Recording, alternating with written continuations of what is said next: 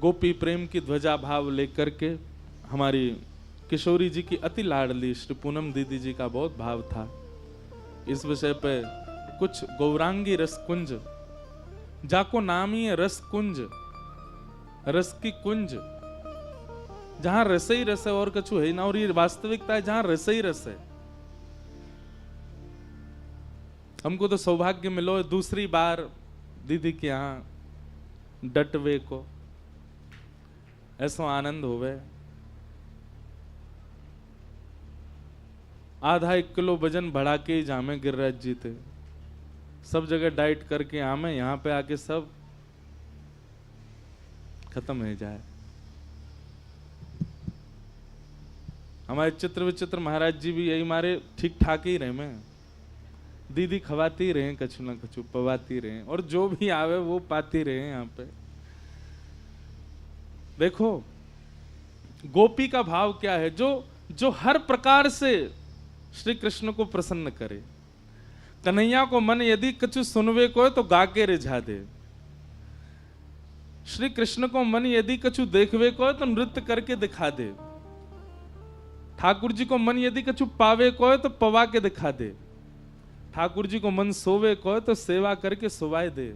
ठाकुर जी को मन श्रृंगार को तो श्रृंगार भी कर दे। और कोई भी ऐसा भाव नहीं है जहां में नेक कमती हो। गोपी ऐसी ना है कि कोई एक भाव में कम पड़ जाए। न वहां पे तो भोजन ही बढ़िया बनानो आवे, श्रृंगार बढ़िया नहीं, हर चीज में निपुण। इसीलिए गोपी गोवी ही इंद्रिय ही कृष्ण रसम पिबती थी गोपी। जो अपने सर्वांगीण इंद्रियों से कृष्ण रस को पी करके श्री कृष्ण को ही मनावे, वही गोपी है। गोपी आस्वादन कौन को करे? करे श्री कृष्ण को ही आस्वादन है। हमारे गोवर्धन में एक गोप भय, भैया देखो ये देखवे में गोप दिखे, पर ब्रज में भाव सबन के भीतर गोपी को ही है। जब तक गोपी भाव चित्त में नहीं आएगा, आप पुरुष स्त्री या कछु भी बन के ना घूम सको। भले ही हम पुरुष हैं, पर ब्रज में आवे के बाद भाव तो गोपी को ही रखना पड़े। गोपी को भाव मतलब जो अपनी प्रत्येक इंद्रिय से श्री कृष्ण को रिझावे, जो अपनी प्रत्येक इंद्रिय से श्री कृष्ण की है, वो गोपी। हमारे डोंगरे जी महाराज से किसी ने कहा, बोले महाराज जी सर्वांगीण इंद्रियां यदि ठाकुर जी को अर्पित करेंगे तो कई इंद्रियां तो ऐसी हैं जो अशुद्ध हैं। तो श्री डोंगरे जी महाराज ने इतना सुंदर उत्तर दिया, ठीक करो। श्री डोंगरे जी महाराज कहते हैं,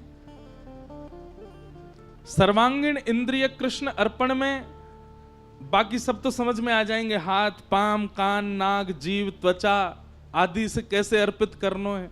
पर 2 गुप्त उपस्थिंद्रिय हैं जिनको स्पर्श करके हम भी अशुद्ध है जाएं और कही जाए ठाकुर जी की सेवा में अर्पित करो। कैसे? महाराज जी को इतना सुंदर भाव। डोंगरे जी महाराज कहें, कल मैंने एक बात कही थी, वासुदेवैक निलय, ये देह क्या है? ठाकुर जी का घर है।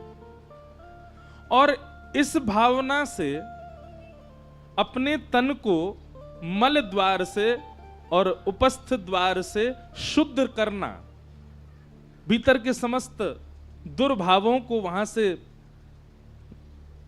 प्रस्थान करा करके स्वयं को पवित्र रखना, यह गुप्त इंद्रिय का भजन है।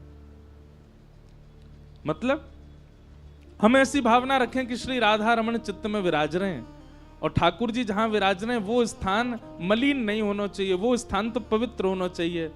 वह स्थान पर कोई भी प्रकार की दुर्वस्तु दुर्भावना दुर्गंध नहीं होनी चाहिए। इस भावना से नित्य क्रम करने मात्र से आप अपनी उपस्थ इंद्रियों से भी भजन कर रहे हो। तो प्रत्येक इंद्रिय जो ठाकुर जी को अर्पित करे वो गोपी तो हैं। तो भले ही गोप देखने में कौन? श्री चतुर्भुज दास जी, पर इसी गिरिराज जी की तलेटी में उन्होंने गाया क्या? दर्शन को नैना तपे, वचन सुनन को कान। ये गोपी की परिभाषा है। दर्श बिन दूखन लागे नैन, नेत्रों में पीड़ा हो रही है, जलन हो रही है। अधिकतर जलन कब होती है नेत्रों में? या तो नींद ना भई हो पूरी जैसे हमारी, या फिर कोई बहुत ही ज्यादा प्रकाश आ जाए तो। लेकिन गोपी के नेत्रों में पीड़ा केवल एक ही भाव की है, दर्शन को नैना तपे। ठाकुर जी कब दिखेंगे? गोवर्धन वासी सांवरे,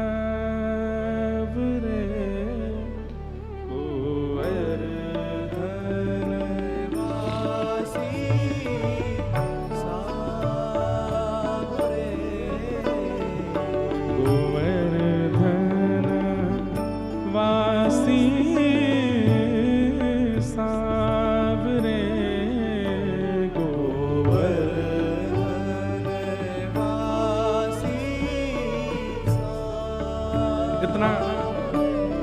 इस पद की व्याख्या इतनी सुंदर है, कभी कभी उठ जाती है मेरे मन में तरंग, तो मैं कर देता हूं, क्योंकि फिर 2-2.5 घंटा यही में निकल जाए। लेकिन कुछ कुछ भावों की व्याख्या करूं। गोपी का सबसे सुंदर परिचय है ये पद।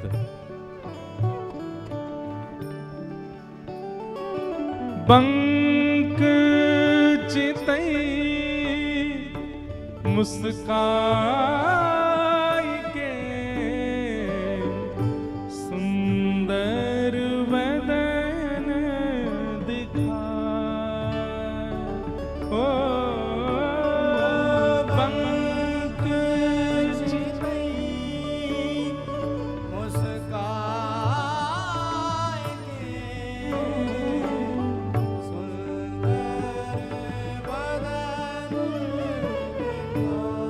बंधुओं, जब कोई ऐसी रूप की या लीला की भावना बताई जाए करे ना, तब नेत्र बंद करके चिंतन करे करो।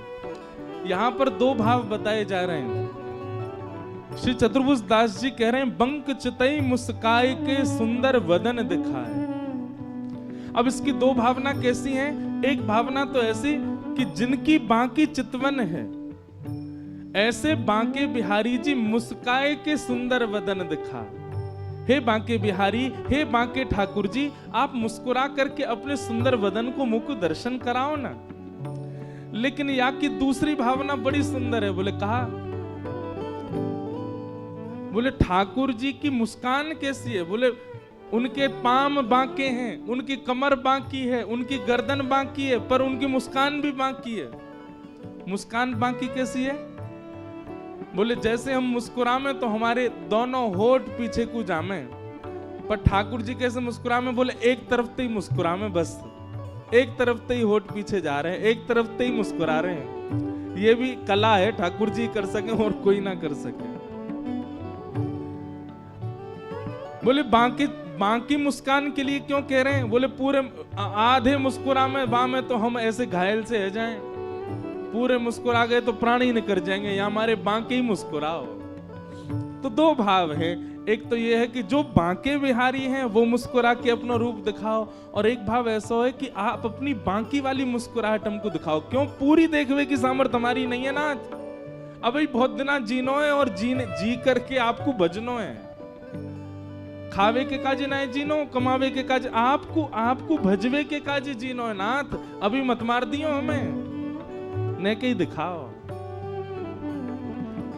बंक चितई मुस्काई के, सुंदर वदन दिखाए, ओ बंक चितई मुस्काई के, सुंदर वदन दिखाए। लोचन तड़फे मीन जो, जुग भरी धरी बिहाए, गोवर्धन वासी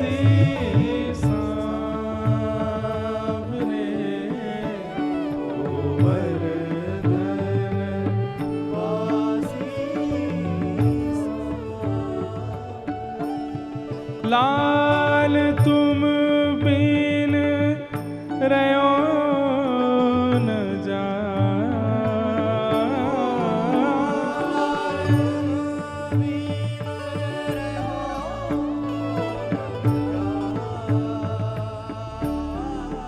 लाल तुम बिन रहो न जाए रे, गोवर्धन वासी सांवरे,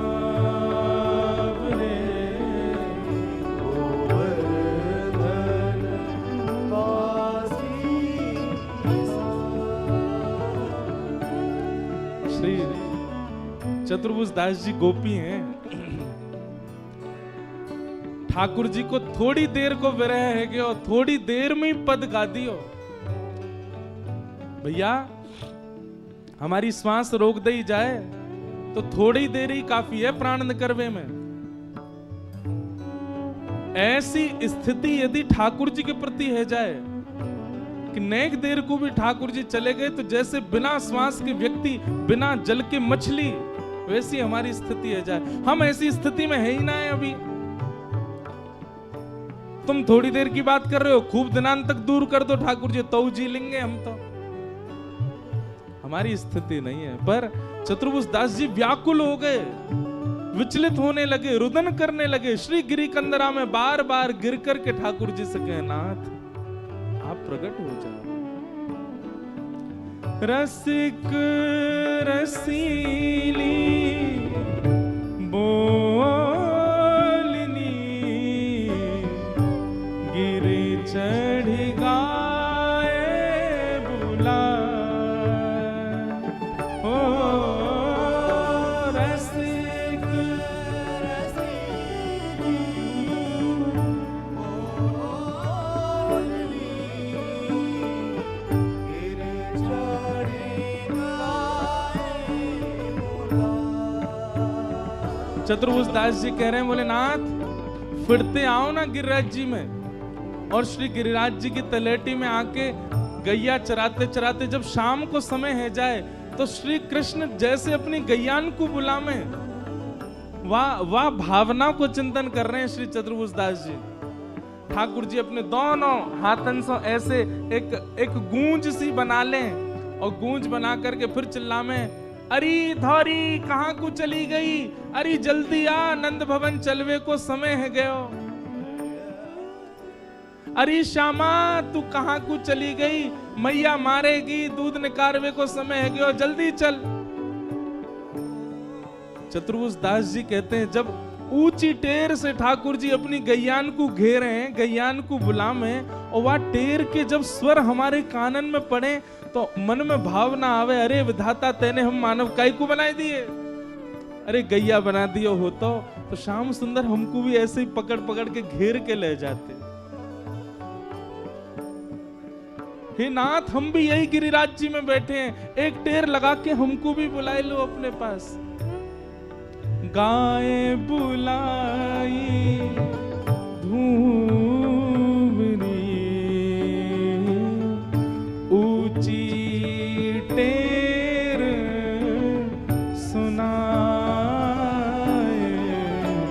गोवर्धन वासी सांवरे,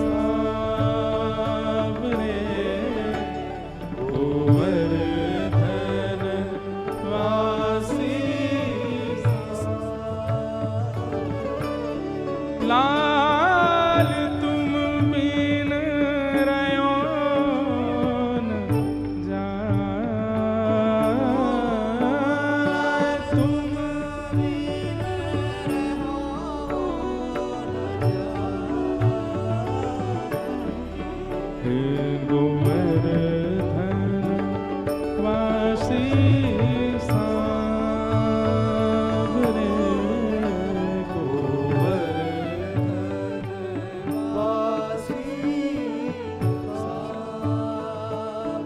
चतुर्भुज दास जी कह रहे हैं, मन अभिलाषा यह रहे लगे न नैन निमेष। ओ मन अभिलाषा ये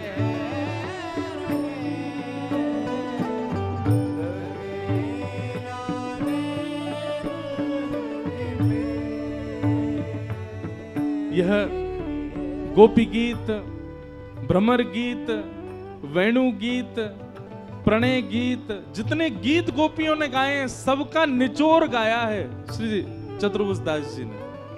ये सामान्य पद नहीं है भैया, पुष्टि मार्ग में इस पद को अपना प्राण माना जाता है। जैसे श्रीमद् भागवत का प्राण गोपी गीत है, वैसे पुष्टि मार्गियों का प्राण है ये पद।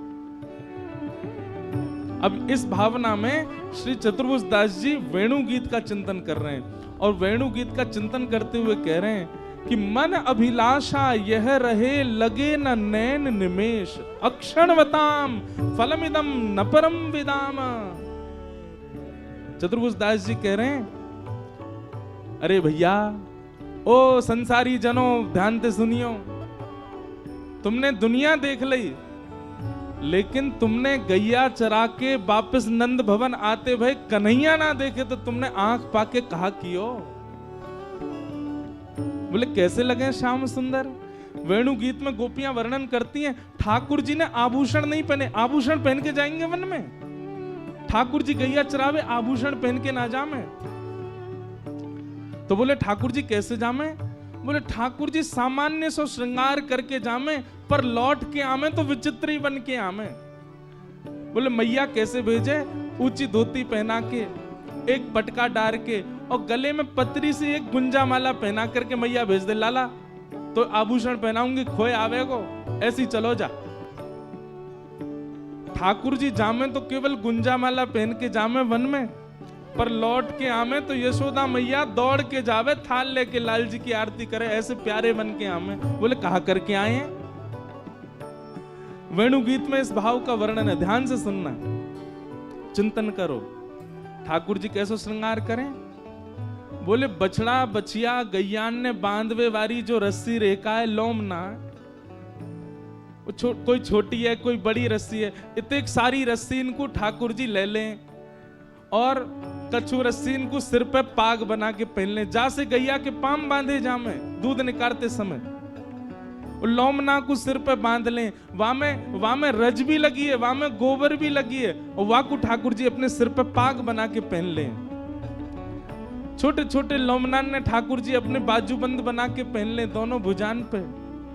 एक लोमना से ठाकुर जी अपने कट्टी पे बांध करके मानो फेंटा कर लें वाको, और वन में जामे तो गैया इतनी देर चढ़ती रहे, ठाकुर जी कहा करें?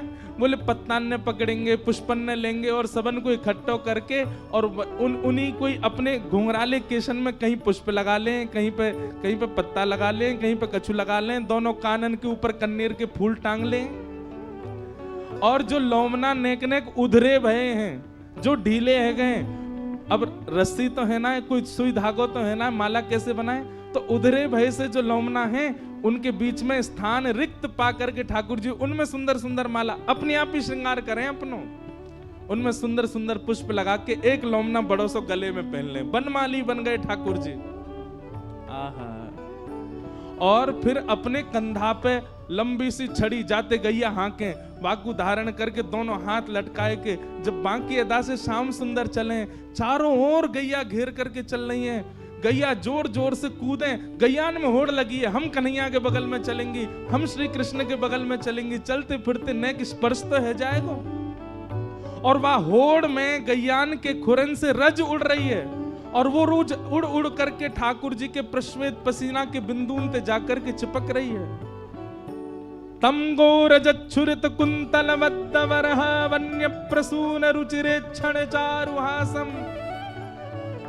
और जब जब ठाकुर जी के मुखमंडल पर वो रज लगे, ठाकुर जी सब मिटामे लेकिन वह रज को ना मिटामे, ऐसे सुंदर ठाकुर जी की पत्रावली बन जाए, जहां जहां पसीना के बिंदु हैं वहां वहां वो रज जाके इकट्ठी है जाए, मानो जैसे कोई ने बिंदी लगा दी हो ठाकुर जी के। और वो श्याम सुंदर जब वृंदावन में प्रवेश करते हैं गैया चरा करके, गोपियां उस छवि को देखने के लिए अपने अपने द्वार पर, अटारियों पर, खिड़कियों पर जाकर के खड़ी हो जाती हैं और उस समय विधाता से कहती हैं, अरे विधाता, तेरे आगे हाथ जोड़ रही हैं, तेरे आगे पाम पूज रही हैं, इन पलकन से यूं कह दे ये कभी झपको नहीं करें, और जब श्याम सुंदर हो तब तो बिल्कुल नहीं झपको करें। क्यों? त्रुटिर्युगायते त्वाम पश्यताम। जब श्याम सुंदर सामने से निकलते हैं और ये पलकें जब गिर जाती हैं तो एक क्षण के लिए लगता है मानो 3 युग बीत गए हों, क्यों आ गई ये सामने। चतुर्भुज दास जी कह रहे हैं, जाने दुनिया देखी लेकिन गैया चरा के लौटते हुए कन्हैया नहीं देखे, वाने कछु नहीं देखो। मन अभिलाषा यह रहे, लगे ना नैन निमेष। ओ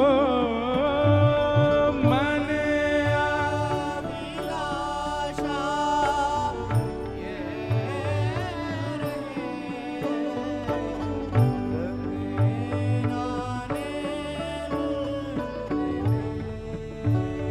कहा करोगे हो, एक टक देखूं आवते, नटवर नागर भेष, गोवर्धन वासी सांवरे,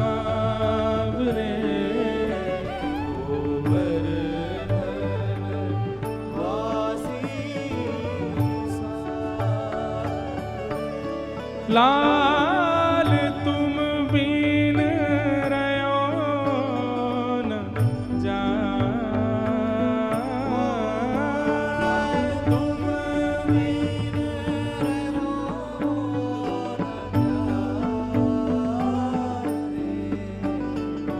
गोवर्धन वासी सांवरे,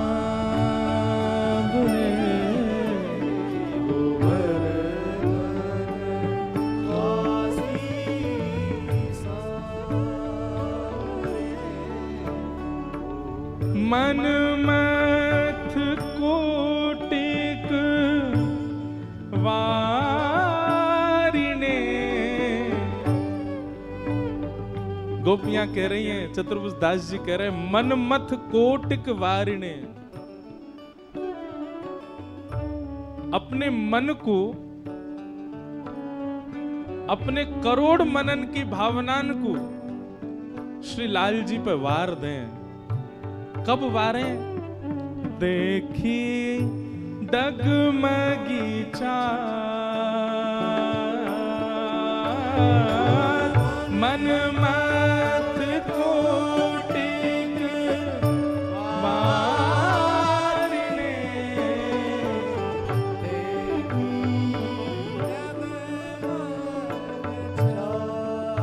कैसी चाल है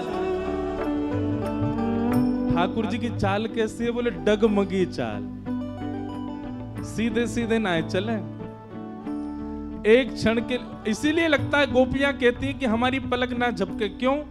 एक क्षण के लिए जैसे पलक नीचे गिरा, इतने तो पता चली श्याम सुंदर कहीं और पहुंच गए, सीधे चले ही ना है। शाम को जब कन्हैया गैया चरा के लौटे तो यशोदा मैया पहले तो आरती करे, फिर डांटे। क्यों?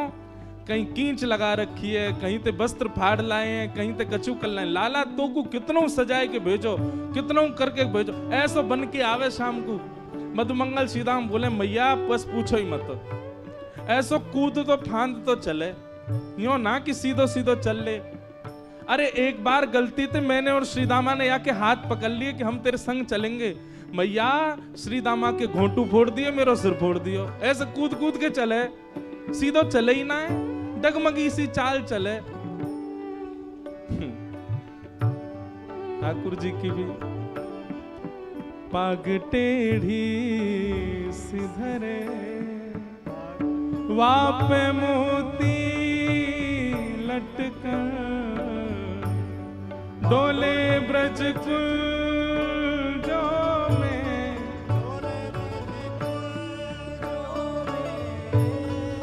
डोले श्री वृंदावन में, डोले श्री वृंदावन में, झूम के आधार मन, पग टेढ़ी से धरे, पग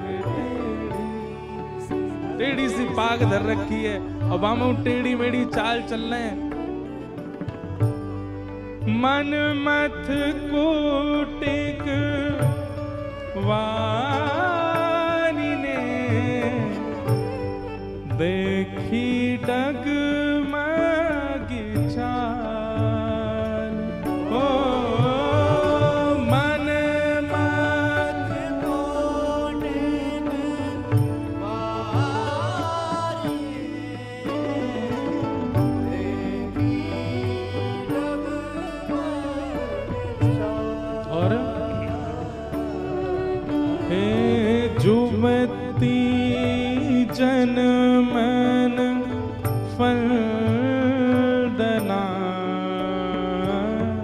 अम्बुज नयन विशाल, गोवर्धन वासी सांवरे, गोवर्धन वासी सांवरे। लाल तुम बिन रहो न जाए,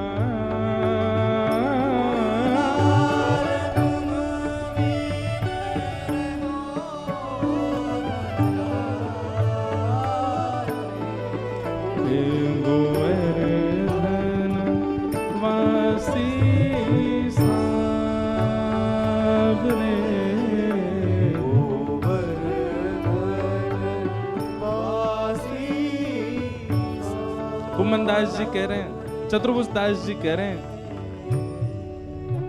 युवती जनमन फंदना अंबुज नयन विशाल। ठाकुर जी के नेत्र कैसे हैं? बोले जैसे कमल की कली होती है ना, आगे से बड़ी और कोने आती आती छोटी है जाए, तो ठाकुर जी के नेत्र बीच में तो बड़े हैं और कोने में आते आते छोटे है जाए।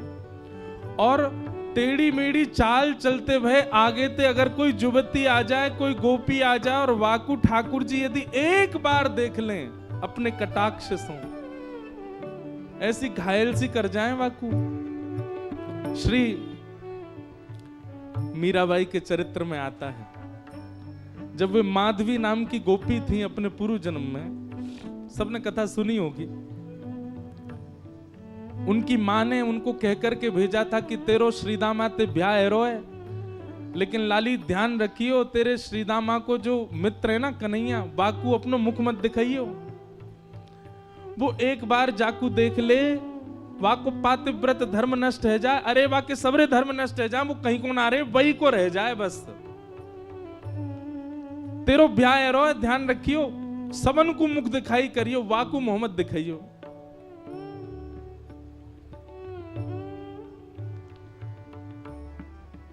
माधवी ने कही ठीक है, जिनसे मुख छुपानो चाहिए माँ ने उनको मुख दिखावे की आज्ञा दे दी, और जिनको मुख दिखानो चाहिए उनसे छुपावे की कह दे। लेकिन सो ही सुहागन प्रिय जाहि रीझ हैं। कई बार बंधुओं हमारे ऊपर गुरु कृपा नहीं है, गुरु है ही नहीं है। कई बार हमारे ऊपर धाम की कृपा नहीं है, लेकिन फिर भी ठाकुर जी को भागे, कछु नहीं है तो भी उनके है जाएंगे। वही भयो माधवी के साथ। माधवी को ब्याह भयो, ब्याह करके जैसे ही आ रही, यहाँ ठाकुर जी को पता चली श्रीदामा को ब्याह है, तो घर में लड़ रहे मैया थे, मैया तू तो मुझे लगा बूढ़ो करके माने कि देख श्रीदामा को ब्याह है। मैया बोली तू कितनो बड़ो भयो, 3.5 वर्ष को है भाई। तो मैया अब मेरी उम्र है गई। मैया बोली लाला तो पे कछु आवे जो तेरो ब्याह करता हूं। बहू आके यूं कहेगी देखो कैसे तो ब्याह कर दियो कछु। बोल मैया देख मुंह पे सब आवे। यशोदा मैया बोली कहा आवे? मुंह पे चल वो आवे। कछु दिना पहले तक चलनो ना जानता हूं घुटमुन, अब मुंह पे चल वो आगो। दूसरा मैया मुंह पे बोलवो आवे, मैया मुंह पे सोवो आवे, मुंह पे डोलवो आवे, सबरे काम तो आ गए, और कहा चाहिए मैया, और कहा करके लाऊं बता। 9 लाख गैयान को स्वामी में पिताजी ने 9 लाख गैया कौन कहेगा, मेरे काजी तो हैं। मैया बाबा को इकलो तो लाल लाल में, इतना बड़ा मेरा भवन, अब एक ही चीज की कमी है, कहा बोले एक बहू ना है बस मेरे पास, अब ब्याह करा दे मैया। और देख मैया श्रीदामा ब्याह करवे गयो है। मैया बोली बात न मत बनाए कर, चल बैठ जा। मैया कछु काम में लगे, ठाकुर जी पीछे पीछे डोलने, मेरो ब्याह करा दे मैया, श्रीदामा की बहू आ गई मेरी ना आई है, मेरो ब्याह करा दे। मैया ने जब नहीं सुनी तो ठाकुर जी रूठ के बोले, मैया देख तू मेरो ब्याह करा दे, नहीं तो श्रीदामा की घर ले आऊंगा मैं, बउआ की बहू ले आऊंगा। मैया ने ठाकुर जी डांट फटकार के भगाए दिए। ठाकुर जी को पता चली श्रीदामा की बहू आ गई है। ठाकुर जी कूदते फांदते पहुंच गए श्रीदामा के पास। ब्याह है गो? बोले हाँ। बहू कहाँ है? बोले भीतर बैठी है। बोले मुंह दिखा दे। अरे लाला तेरी भाभी है, तू देख ले। बोले भाभी ना है, वो बहू है। बोले बहू तो लाला मेरी है। ठाकुर जी बोले मोह तो ऐसा लोगो करती, बहू सबन की होए करे। श्रीदामा बोले लाला तेरी बात ऐसी है, तेरी तो भाभी है। वो बोले अच्छा ठीक है, मैं देखता हूँ, नहीं देखूं तो सही बहू हो मैं कैसी है, मेरा ब्याह होगा तो पहले तो पता रहेगी। हाँ लाला मिल गया। ठाकुर जी जैसे ही पहुंचे, माधवी को पहले ही जाके बता दे, बोले श्रीदामा के परम मित्र श्री कृष्ण आ रहे हैं मिलवे। ओहो, कृष्ण को नाम सुनते माने तो मुंह ढक लिया अपना। बोले जो वही है, जाते मैया ने कही मुंह छुपा के रखना है। ठाकुर जी ने खूब अनुनय विनय किया, हाथ जोड़े पाम पूज लिए। बोले भाभी ने एक मुंह दिखाए दो। नहीं दिखाया। ठाकुर जी बोले तू जाने ना आया भाई, मेरे मुंह को देख, मेरे मुंह देखवे के काजे करोड़न वर्ष की तपस्या करें, इतना नाम जप करें, उंगली घिस जाए तब वो मेरा मुंह ना देख पाए, और मैं तेरे आगे हाथ जोड़ खड़ा हूं, तू देखना रही है। माधवी कुछ नहीं बोली। ठाकुर जी बोले ठीक है, जा रहा हूं, तड़पेगी मुंह को देखवे के काजे। चले गए। लेकिन माधवी को उसी समय से बेचैनी होने लगी जैसे ठाकुर जी गए ना। अब तो कहीं भी जाती है गोपियां चर्चा भी कृष्ण की करती हैं, बैठती है तो चर्चा श्री कृष्ण की होती है, सब गोपियां आपस में बात करती हैं। तो माधवी उनको समझाती है, अरे तुम कैसी कन्या हो, अपने पति के बारे में बात नहीं करती, वो उसके बारे में बात करती रहती हो।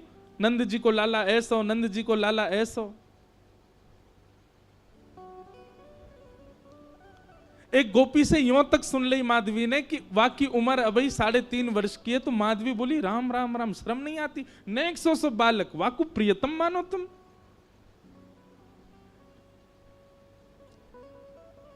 एक दिन माधवी जल भरने के लिए गई यमुना जी, और यमुना जी पर जल की गागर जैसे ही भरी, सब गोपी तो अपने अपनी जल ले ले करके वहां से चली गई। माधवी थोड़ी विलंब से पहुंची, अकेली जैसे जल की घागर भर के उठान लगी, सो उठे नहीं, ऐसी भारी। अब इत को देखे कि कोई आ जाए, आकर के नेक ऊंचाई दे, या को मेरे मूड पर धर दे, सिर पर तुम्हें ले जाऊं। खूब प्रयास किया लेकिन कोई दिखो नहीं दूर दूर तक। तभी नंद नंदन बांकी अदा से चलते भय वहां पहुंच गए। यहाँ पाम धरे, वहां पाम धरे, मटकते भय नैन के सैन चलाते हुए। सैन मतलब जाने ना, याते के सैन। ठाकुर जी ऐसे चलाते रहे अपने बौन ने, सीधे ना रखें, सब जगह ते टेढ़े हैं, कछु ना कछु करते रहे। मतलब रात में सोते कैसे होंगे, वहां में वो सीधे नहीं सोते होंगे, यशोदा मैया नंद बाबा पे चढ़ जाते होंगे, कोई काम सीधो ना करें। ठाकुर जी हमारे कानों हिला लेते होंगे, नाकों हिला लेते होंगे, का करें पतो ना। पहुंच गए। माधवी ने ठाकुर जी को देखो तो हो ना हो, लेकिन जैसे श्याम वरण श्री श्याम सुंदर सामने से आ रहे हैं, सो माधवी बोली ओ लाला इतकुआ ने कहियो नेक मेरी मटकी उचाए दे, मूड़े धरवा दे, फिर चलो जइयो। ठाकुर जी ज्यों ज्यों पास आते जाएं, माधवी को त्यों त्यों लगे तो सही कि यह बालक में कछु तो अद्भुतता है। लेकिन वाय ना पता है कि ये श्याम सुंदर वाने कभी देखे ही नहीं।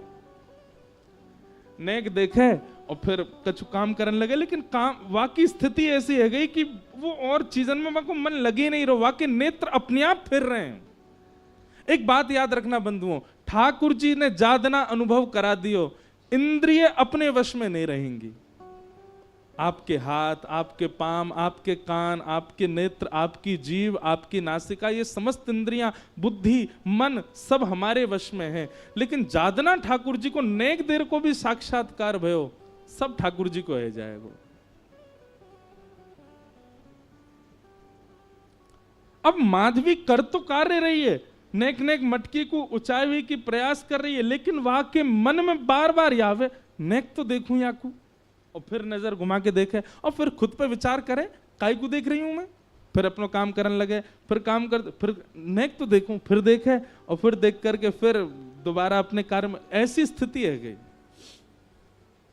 माधवी ने झटपट नेत्र बंद ही कर लिए, बोले देखूंगी ही ना। पता ना क्यों इतना आकर्षण है रो है।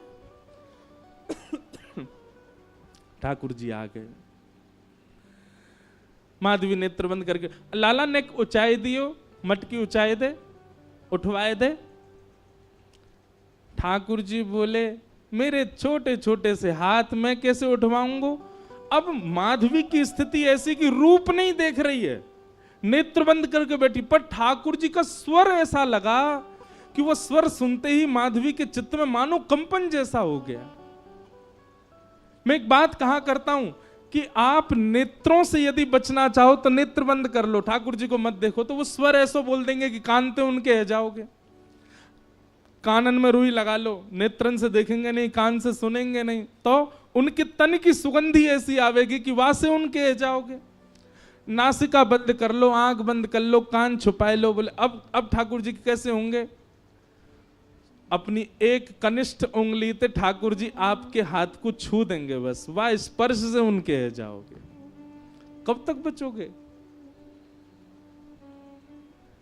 आपकी इच्छा है तो सर्वांगीण इंद्रियां लगा दो तो ठाकुर जी के नहीं हो पाओगे। ठाकुर जी की इच्छा है गई तो वो आपकी एक भाव से आपको खींच लेंगे।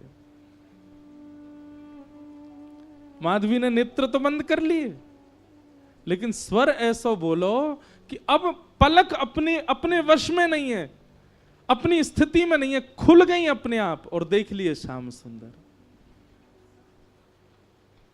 ऐसो मधुर मुस्कान, ऐसे नेत्र, ऐसी नासिका, आहा कहां कहें रूप की सीमा। लेकिन तुरंत माधवी बोले हाँ लाला ऊंचाई दे। माधवी ने नेक हाथ लगायो।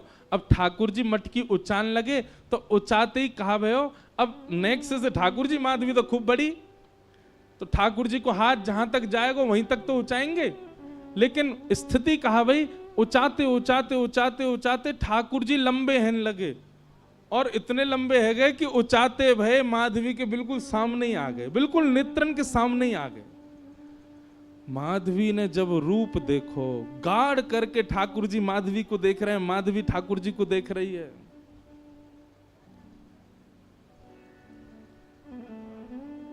अब कहां ते ले जाएगी। अब स्थिति है का ले जावे की मटकी। बस सिर पर मटकी धरवाए के माधवी के हाथ दोनों धर के, और ठाकुर जी बस नेत्रन में देखते जा रहे हैं, क्रिया सबरी कर रहे हैं, और ये बस मटकी धराए करके, और ठाकुर जी बोले अच्छा माधवी मैं जा रहा हूं, और कह के ठाकुर जी चले गए। शाम तक ऐसे ही खड़ी रही, नेत्रों से अविरल आंसू बह रहे हैं, ना हिल रही है ना डुल रही है, कोई चेतना नहीं, कोई भावना नहीं।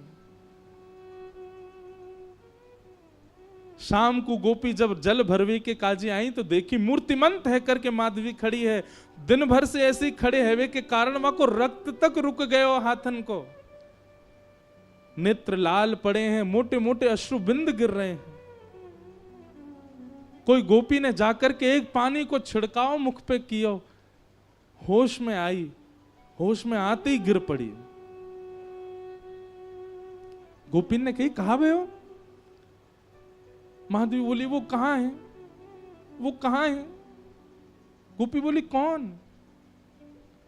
अरे मेरी मटकी ऊंचाई के गए हो, ऐसे कमल जैसे नेत्र, ऐसी मधुर मुस्कान, पता नहीं क्यों उसके प्रति इतना आकर्षण हुआ। और बहन कहा कहूँ को स्वर सुनकर के तो मैं अपने वश में ही नहीं रह पाई। कृष्ण नाम जब ते श्रवण सुनो रियाली, भूली री भवन में तो बाबरी भई रे। और इस पद की सबसे सुंदर पंक्ति मुझे लगती है, रोम रोम हो मैं तो श्रवण मई रे। मानो मैं कान बंद कर लूं तो कब तक करूं, मेरे रोम सुन रहे हैं उनका नाम, मेरे रोम पुकार रहे हैं उसको, मेरे रोम देख रहे हैं कि वो कहां चला गया। पहले 2 आंख थी, 2 कान थे, पर अब रोम रोम उसका हो चुका है। कहां तक छुपाऊं, कहां तक रोकूं खुद को।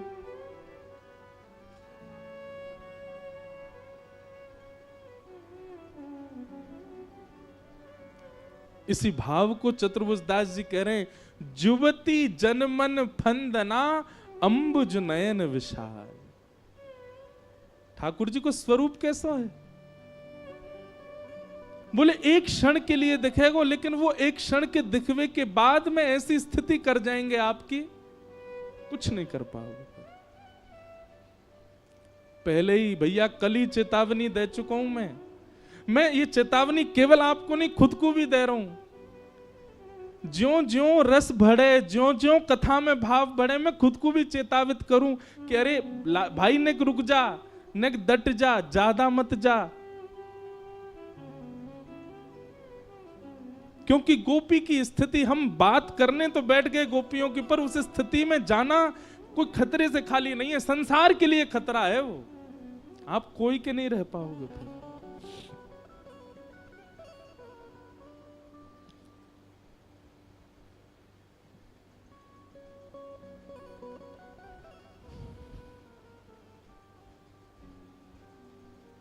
मीराबाई कह रहे हैं, जादू करके, जादू करके हो पिया कित गयो, जादू करके, जादू करके, जादू करके, जादू करके हो, जादू करके ओ पिया कित गयो, जादू करके, जादू करके कित गयो, जादू करके। कैसा है? नंद नंदन पिया कपट जो कीनो, नंद नंदन। गाओ सब लोग। निकल गयो, निकल गयो, निकल गयो छल करके, जादू करके, जादू करके, जादू करके हो, जादू करके ओ पिया कित गयो, जादू करके, जादू करके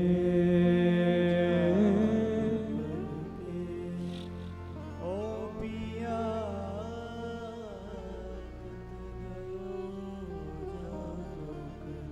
मोर मुकुट पीतांबर सोहे, मोर मुकुट पीतांबर सोहे, मोर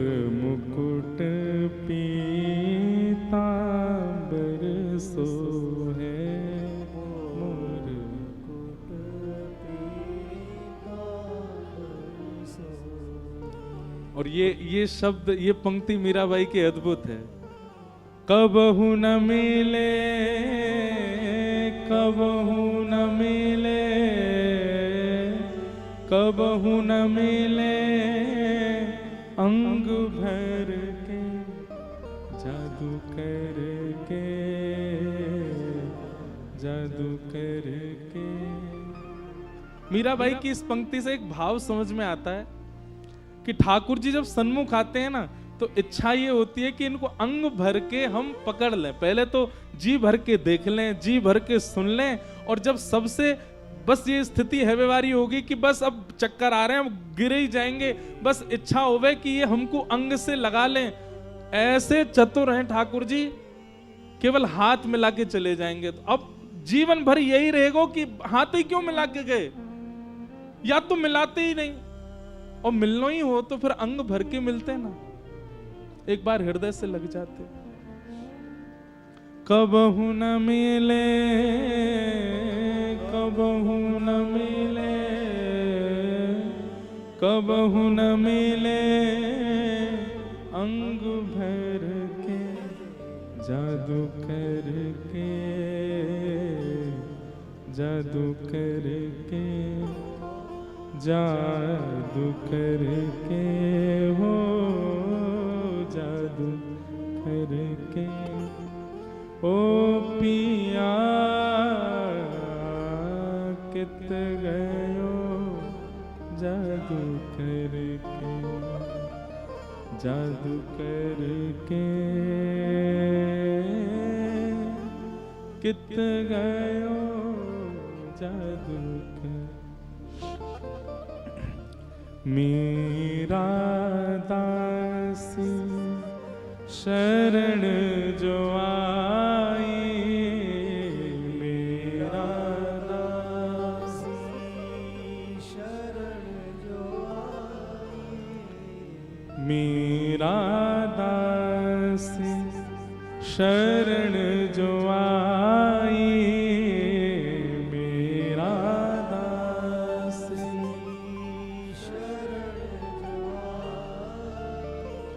मेरा दासी शरण जो आई, मेरा दासी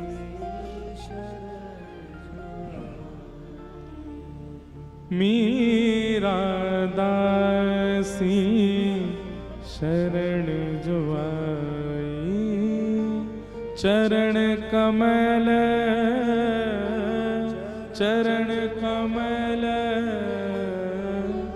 चरण कमल चित धर के जादू करके,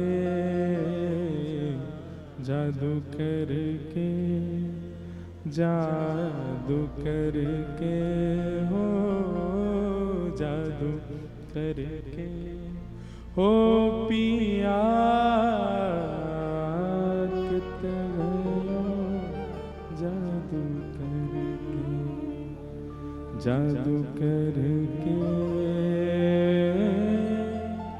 कित गयो जादू करके। हम चर्चा गोपियों की कर रहे हैं, गोपियों की भावना की कर रहे हैं, और इन्हीं गोपियों को आज के वृंदावन में बहुत सामान्य बना लिया। हम गोपी भाव को बहुत सरल समझ लेते हैं, बहुत सामान्य समझ लेते हैं, पर नहीं। एक कथा आती है कि जावाली ऋषि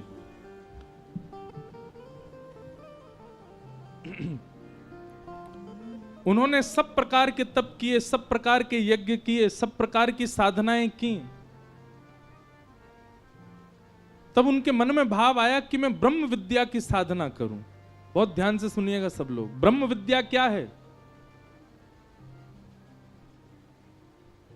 ब्रह्म विद्या ब्रह्म ध्यान को ही कहते हैं। भगवान नारायण शेषनाग पर पौड़े रहते हैं, नेत्र बंद कर किसका ध्यान करते हैं? ब्रह्म विद्या। ब्रह्मा जी चतुर्मुख से नेत्र बंद करके ध्यान में बैठे रहते हैं, किसके? ब्रह्म विद्या। देवादिदेव महादेव हिमालय पर बैठ करके घनघोर विपरीत अवस्था में बैठ करके तप करते हैं, किसका स्मरण करते हैं? ब्रह्म विद्या। मतलब देवादिदेव महादेव ब्रह्म भी जिसका ध्यान करें वो है ब्रह्म विद्या। अब ब्रह्म विद्या क्या है? खीर में नमक डालने के समान होगा, उसकी ज्यादा व्याख्या, बस बात सुन लो।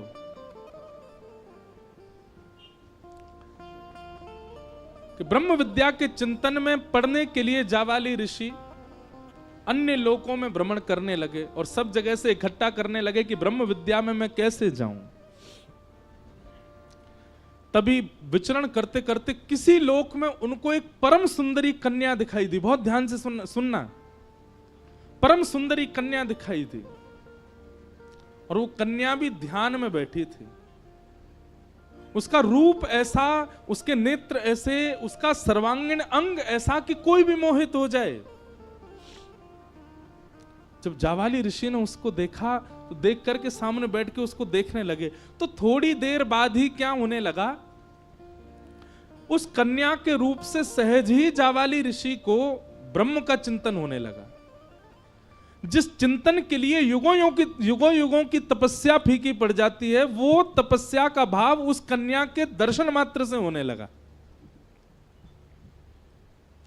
सहज ही ब्रह्म का स्मरण होने लगा, सहज ही तप बनने लगा, सहज ही योग साधना बनने लगी, सहज ही इंद्रियों पर वशीकरण होने लगा, सहज ही बिना श्वास के जीवित रहने की इच्छा होने लगी, सहज ही बिना भूख प्यास के जीवित रहने का भाव उत्पन्न होने लगा। जावाली ऋषि बोले, मैंने तो कुछ किया नहीं है, अपने आप कैसे मेरी साधना बढ़ रही है?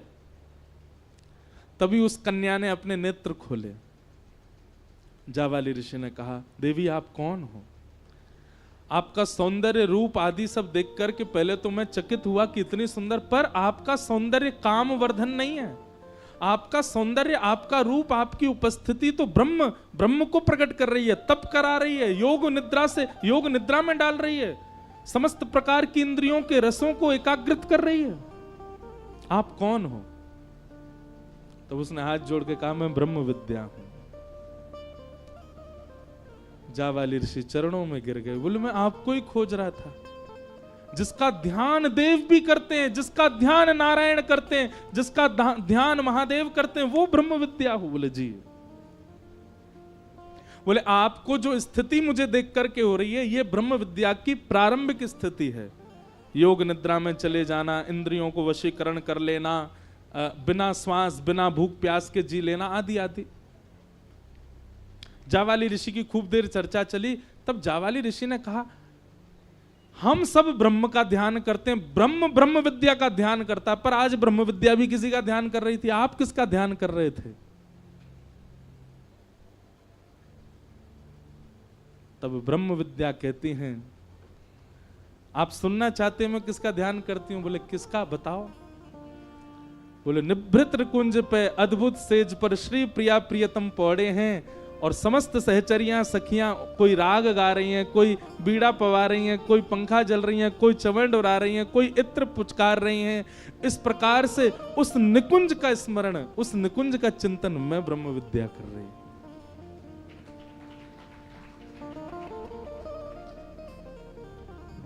पल्ले पड़ी बात।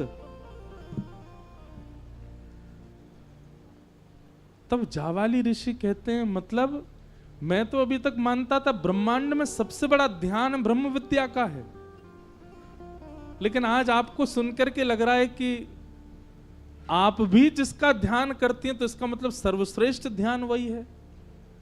तब ब्रह्म विद्या ने वेद खोला। बोले महादेव मेरा चिंतन नहीं करते, वो मेरा आश्रय लेते हैं कि हे ब्रह्म विद्या आप कृपा करो और निकुंज का दर्शन कराओ। तब मैं निकुंज प्रकट करती हूं उनके चिंतन में। तो कैलाश पर बैठे हुए महादेव जपी से दिखाई देते हैं, तपी से दिखाई देते हैं, योगी से दिखाई देते हैं, पर ब्रह्म विद्या का चिंतन करते करते करते वे भी निकुंज की एक सहचरी बनकर के प्रिया प्रियतम को लाड़ लड़ाते हैं। वो उस ध्यान में रहते हैं, गोपी भाव में चले जाते हैं। शेषनाग पर पौड़े हुए नारायण चतुर्भुज रूप हैं, लक्ष्मी चरणों में बैठी हैं, वह भी मेरा आश्रय लेकर के निकुंज के अपने ही रूप का दर्शन करते हैं। ब्रह्म विद्या, ब्रह्म चिंतन, ये योगाध्यास, निरिध्यासन आदि, इन सब का मूल क्या है? बोले गोपी भाव। तब जावाली ऋषि ने चरणों में प्रणाम करके कहा आप मुझ पर कृपा करो। तब ब्रह्म विद्या ने जावाली ऋषि के कहा कि अब आप प्रारंभिक श्रेणी तो पार कर चुके हो, अब मेरा चिंतन करते करते निकुंज का चिंतन करो, युगल का चिंतन करो। तब अन्य किसी लोक में अत्यंत तपोनिष्ठ श्री जावाली ऋषि बैठे हैं और बैठ करके चिंतन करते करते करते करते करते ब्रह्म विद्या ने उनको निकुंज का दर्शन कराया। निकुंज का दर्शन करते ही ललता विशाखा आदि सखियां चमन डोरा रही हैं, प्रिया प्रियतम विलास कर रहे हैं। आहा,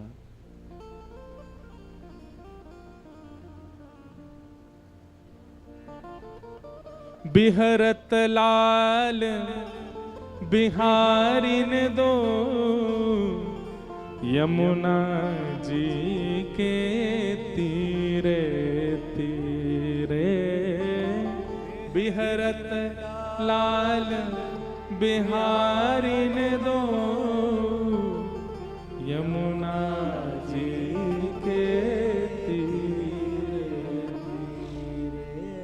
इतना सुंदर पद है, हमारे हरिदास परंपरा के वैष्णव जन गाते हैं। बिहरत लाल बिहारिन दो श्री यमुना जी के तीरे तीरे। उसी भावना का जब चिंतन जावाली ऋषि को हुआ, नेत्रों से अश्रुपात होने लगे, शरीर कंपायमान हो गया। ब्रह्म विद्या के चरणों में प्रणाम किया, बोले मुझ पर कृपा करो। बोले अब क्या चाहते हैं आप? बोले मैंने सखियों को देखा, गोपियों को देखा, सहचरियों को देखा, उनकी सेवा भाव को देखा, पर अब मैं सेवा देख करके संतुष्ट नहीं हो पा रहा हूं। तो अब क्या चाहते हैं? बोले मुझे ब्रजमंडल भेज दो कोई गोपी बना करके। तब कितने करोड़ अनुष्ठान युगल मंत्र के करने की आज्ञा दी, उतने करोड़ अनुष्ठान उन्होंने किए। और उसके बाद धनिष्ठ गोप नाम के एक गोप हुए, उनके यहां पर जावाली ऋषि एक गोपी बनकर के आए और फिर उन्होंने श्री प्रिया प्रियतम का साक्षात्कार किया। और हम ऐसे इस गोपी बन जाते हैं। मैं ये बात समझाना चाहता हूं, जिन गोपियों के भाव को हम कल से सुनते आ रहे हैं, जिन गोपी के प्रेम की भावना में हम यहां बैठे हैं, जिन गोपियों की चर्चा के लिए 4 दिन हम लोग यहां, उसके लिए इस भूल से भी मत सोच लेना कि वह भाव हमारे चित्त में इन 4 दिनों में आ जाएगा। हम जो कर रहे हैं वो आडंबर मात्र है। वह भावना, उससे ठाकुर जी रीच क्यों नहीं रहे हैं? फिर उससे ठाकुर जी प्रकट क्यों नहीं हो रहे? क्यों लीला का दर्शन नहीं करा रहे हमको? हमारे अंदर भावना है ना गोपी की,